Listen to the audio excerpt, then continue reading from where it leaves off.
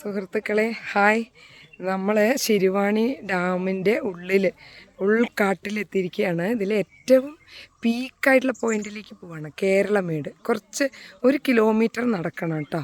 ഇതാണ് അതിലേക്കുള്ള വഴി. കണ്ടോ, ബാക്കിൽ കുറേ പേര് നടന്നു വരുന്നുണ്ട്.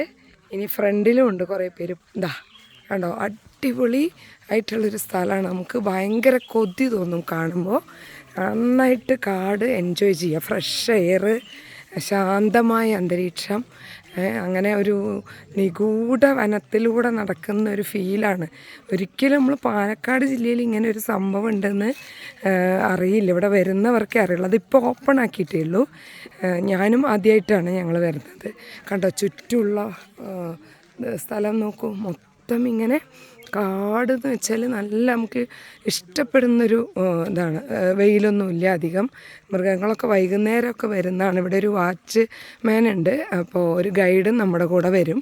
അവരാണ് നമുക്ക് ഇവിടേക്ക് കാണിച്ചു തരുന്നത്. അതുകൊണ്ട് ഭയക്കാനൊന്നുമില്ല.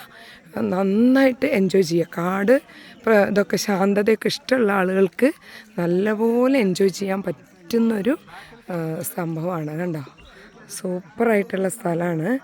നമുക്ക് ഇഷ്ടമാവും എല്ലാവർക്കും കേട്ടോ.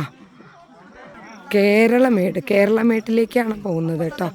നമ്മുടെ വാച്ച്മാന് തമിഴ്നാട് ബോർഡറായി കേട്ടോ. അവിടെ നോക്കിക്കോളൂ. വേറൊരു രസം കൂടി ഉണ്ട് ഇവിടെ. നമ്മൾ നടന്ന് കുറച്ച് ദൂരം എത്തിയപ്പോഴേ ഇതേ ഒരു ബോർഡ് കാണുന്നുണ്ടോ. ഇത് കേരള തമിഴ്നാട് അതിർത്തിയാണ് കണ്ടോ. ഇപ്പം ഞാൻ നിൽക്കുന്നത് ഇവർ അതിർത്തി ചാടിക്കിടക്കുന്നവരാണിത്. നുഴഞ്ഞു കയറ്റക്കാർ, നമ്മുടെ ഫ്രഷ്മിക്കാർ ചാടി തമിഴ്നാട് എത്തിയപ്പോൾ അവർ തമിഴരായുണ്ട് കേട്ടോ.